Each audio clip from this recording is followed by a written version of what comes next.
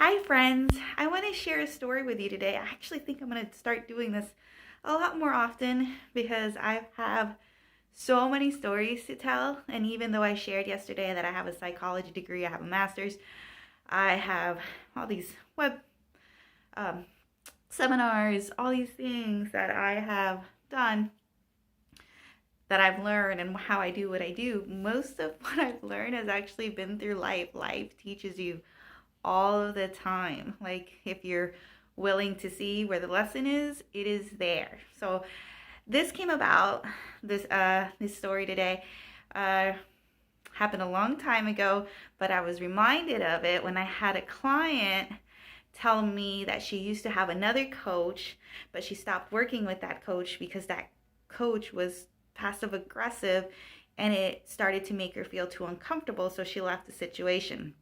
And I looked at that and I was instantly like, ding, ding, ding, ding. She has amazing social skills that she was able to even tell someone else was being passive aggressive.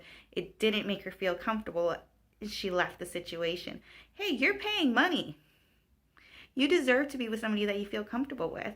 And so I immediately told her, wow, you have amazing social skills. Most people don't even realize when somebody's being passive aggressive. So here's my story and how I learned through the trenches about passive aggression. So I am from Florida and I was raised with a mother who was really like, she hated liars. Like, I don't like using the word hate, but she really disliked lying.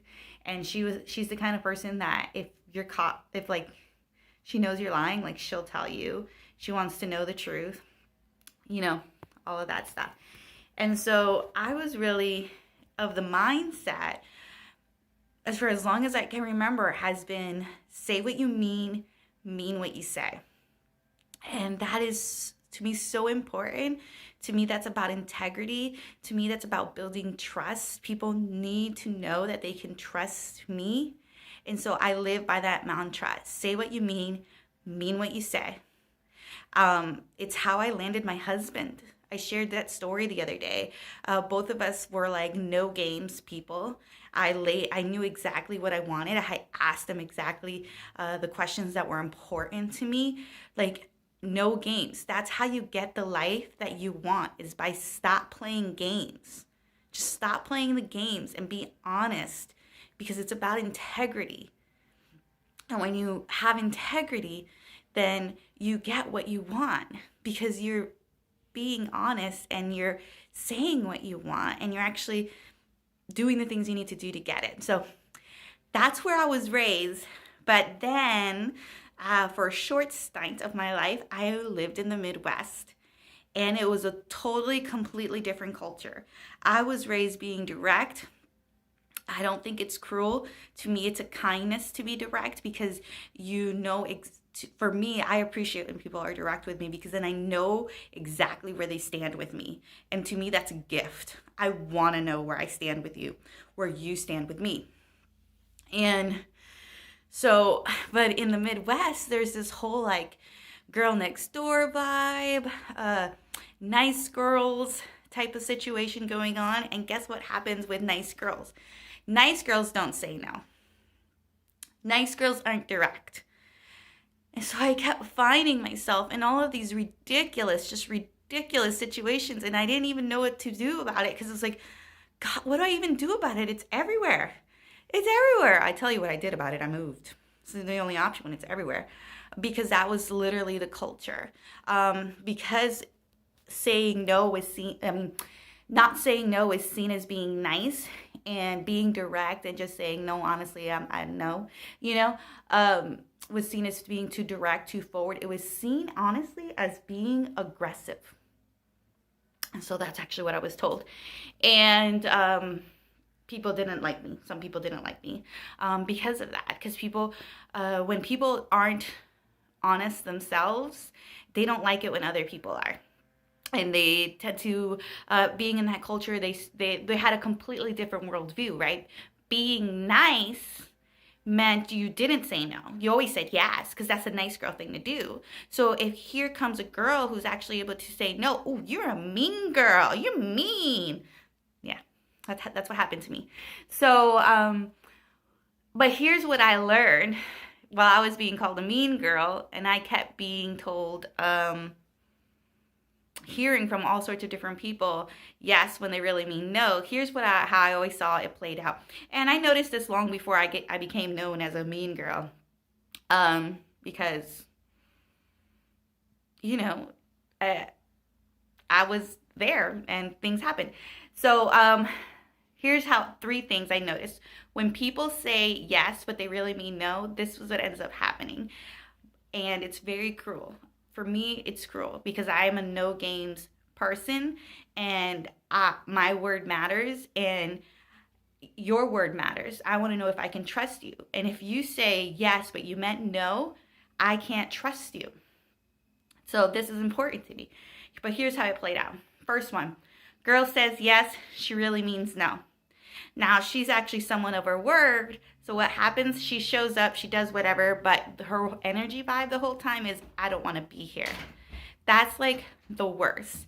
I don't like being around people who don't want to be there. It would have been better if you just had said no. The second kind was you say yes, but you mean no, and in your head you have the intention of never showing up, which, given the job that I did at that time, where it was community minded, I needed people that I could trust. I needed people who, when they said yes, they would show up, because you want to know how many people are going to be there to help. But anyway, they're the people who say yes really mean no. Their intention is no. And guess what they do? Last minute, yeah, I got sick. I'm sick. I can't come. Or, some people really are good with the lying, and they know exactly what kind of lie to tell because, it's like that evening, but the next morning I have to see you at work. So, I'm going to say it's diarrhea, because diarrhea comes from nowhere. And it can go away like quick enough. You can still show up the next day. Like, people got their lies down, and they think people don't know that they're lying. But people can tell your intention. People can read your energy. People, whether they realize it or not, are energetically sensitive. And when you say yes, but you really mean no, and you pull one of these, we got you. Like, we know what's going on. And in our minds, at least in my mind, I now know that's not really somebody I want to associate with. So, third one is, I'm not going to say yes, I'm not going to say no, but I really mean no. But I've learned, that saying no is mean. Only nice girls don't say no.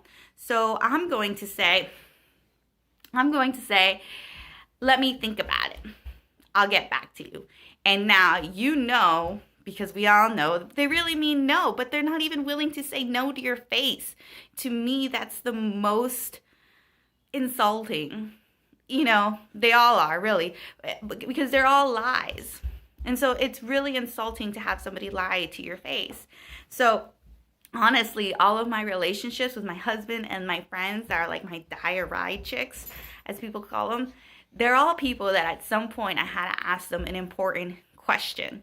And in my mind, I wasn't testing them, but these questions come. In my mind, I'm like, I'm going to know if she's a real friend or not. I'm going to know if I can trust her or not. I'm going to know if she's reliable or not, dependable or not, based on how she answers this question. And I was talking to a friend yesterday, and I told her, when I asked you this question, it was one that I knew some people could find offensive, but it's not offensive. It's just a question. And so I knew, like, if she can't, like, just answer this question in some way or other, like, I know that this is not going to be a healthy relationship. Now, here's the thing. Even if a question is not offensive, but you find it too personal or you don't want to answer it, here's what she said to me. She was like, well, that was a normal question. We can talk about those things. Like, of course. I love talking about that stuff. And she's like, and secondly, if I just didn't want to talk about it, I have the ability to say, no, I don't want to talk about that. I'm like, bam, she's a wonderful friend. And that's how I know she's a wonderful friend.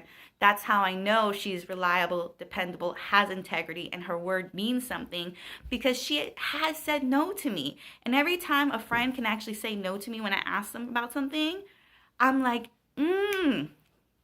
red flag, not a red flag. you're amazing. We can be friends. If somebody lies to me, says yes, but they really mean no in any of those ways that I just mentioned, I'm like, red flag, distance myself. I'm not going to play this game. I'm not going to play it. I don't deserve it in my life. And guess what? You don't deserve it in your life either. I hear so much on Instagram about not talking to toxic people and all this stuff, and not much is said about what actually is toxic. And this whole area of not being able to say no is almost guarded under the rug as not being that big of an issue. But when we're talking about attracting things and creating the life we want, I tell you what, this is a part of it. What do you think you're going to attract when you're not saying no when you mean no? Not things you want, right? So this isn't a niceness thing. This isn't anything like that. For me, and I haven't heard many other people talk about it. I don't think I've heard anybody talk about it this way, but because I lived it for the short stint that I lived in the Midwest, I just thought in my head, but this isn't nice. This is cruel because I cannot trust you when you say yes and you mean no. I can't trust you. It's cruel to me because playing games is cruel. So I hope that gives you something to think about. I hope that gives you a way of seeing whether someone is someone you want in your space or not, because it's healthy to be able to say no. And people who can say no to your face are people you want in your life, because you know what they tell you is legit. They're not hiding anything from you. They don't play games. And if you're somebody who struggles with saying no, I hope that this gives you a different perspective, because it's making people who you actually want in your life to not want to be in your life, because they're reading it as she's dishonest. And I don't mean that as any disrespect, and I don't say that to be cruel. It is never my intention to hurt anybody's feelings. I just know in my mind, I realized this was going on, and that's why my mantra became, I'm going to say what I mean, say what I mean. Because I knew people judge you based upon your word. People say they judge you based on your first impressions, all that stuff. Sure, they do. But more than anything, they judge you based on your word. So you want to be somebody who says what they mean what they say. So saying no is not mean. It is not cruel. It is the kindest thing that you can do, because now that person's like, ooh, girl, I know where we stand. And I always know where I stand with you, because you are able to say no to me. And I personally love that. And people who don't play games, people who care about this stuff, they're like that too. And that's healthy. This is healthy, and you want to be in healthy relationships. I want to give a little caveat. I always say don't just go around reading books, hearing podcasts, hearing people talk, because then sometimes you take it and you like put it to every situation. There are situations where people say yes and they didn't mean no, but they forgot. And then they tell you, oh, I'm so sorry, I meant to do it, I forgot. And you think in your head they're lying to you or all this kind of stuff. There are actual reasons people can forget, and one of them is ADD. And so you have to analyze the situation. Is this somebody who just can't say no to me? And I would rather they just said no because they keep telling me yes, and then they're not showing up, they're not saying what they're going to do. I don't know what to do about it. Is it that? Or is it something like ADD or something similar? You have to actually like be a part of the relationship to figure that stuff out. I can't tell you from over here which one it is. But I hope this helps. Please let me know if you like these kinds of stories. I want to share more of these kinds of stories with you, because it's how I've learned about life. And it's how I've gotten to choose and have some amazing clients and friends in my life, because they're all no nonsense, no games as well. I love them so much. It wasn't just going to happen. When my friend, not my friend, when my client, although my clients are kind of like friends, right? They become kind of like friends. When my client said that, I instantly knew, like I said, that she had really amazing social skills. That means she has really good communication skills if she was able to assess that somebody was being passive aggressive with her and it wasn't making her feel comfortable. And that let me know that's the kind of client clients I want. You know, you don't want clients where you're like skirting around and like you don't know what you can say around them or this or that. You don't want people like that, generally speaking, in your life. You just don't know where you stand with them. Like you don't. I personally don't. That's hard. That's living life hard, because I don't want to have to be reading your mind all the time. That's the hard game. I don't play the hard game. So I hope this helped. Let me know your thoughts. Let me know what this made you think. Remember, this isn't about being bad or good. I don't believe in that stuff. I just believe once we know better, we do better. That's it. And nobody talks about it this way. We only talk about it from the sense of, I'm scared to say no. And I get that. But we need to talk about it from this way because it is affecting your life in ways you probably haven't even noticed. So, talk to you soon.